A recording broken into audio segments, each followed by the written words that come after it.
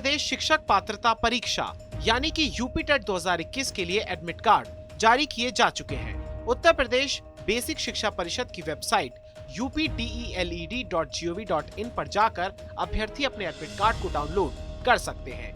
UP TET की परीक्षा 23 जनवरी को आयोजित होगी, जिसके लिए प्रदेश भर में तैयारियां अंतिम चरण में है।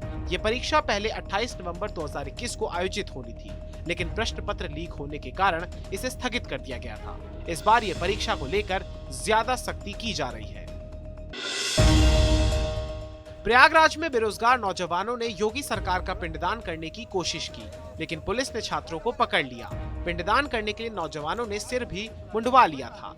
ये युवा नौकरी न मिलने, पेपर आउट होने और भ्रष्टाचार से परेशान है, इसलिए पूरी तैयारी के साथ पिंडदान करने संगम किनारे पहुंच गए थे। पुलिस द्वारा रोके जाने पर युवाओं ने कहा कि सरकार 10-10 साल तक वैकेंसी क्लियर नहीं कर पा रही है, पेपर आउट हो रहे हैं, आयोग में भ्रष्टाचार व्याप्त है, ऐसे में क्या प्रदर्शन भी नहीं कर सकते? क्या योगी सरकार में कोई सिर भी नहीं मुंडवा सकता?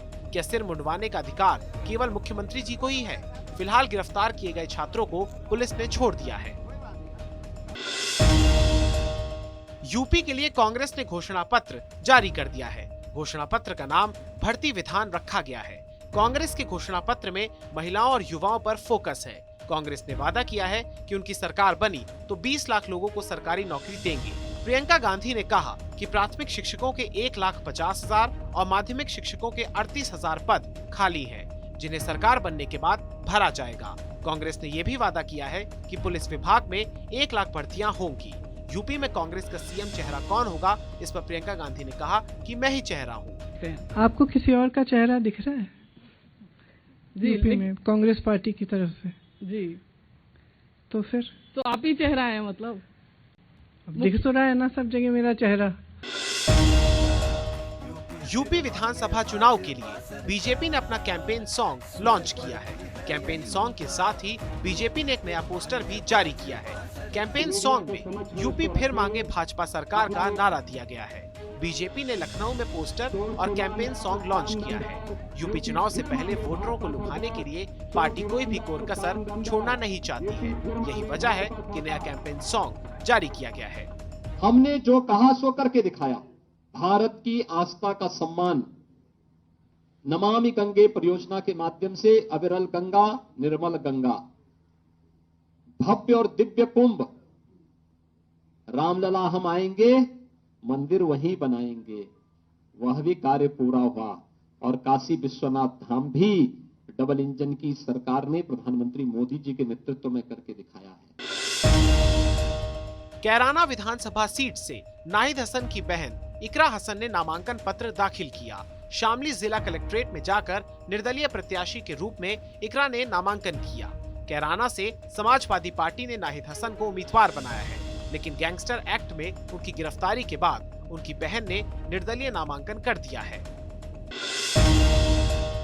बीजेपी से निकाले जाने के 6 दिन के लंबे इंतजार के बाद पूर्व मंत्री हरक सिंह रावत अपनी पुत्रवधू अनुकृति गोसाई रावत के साथ कांग्रेस में वापस आ गए हैं।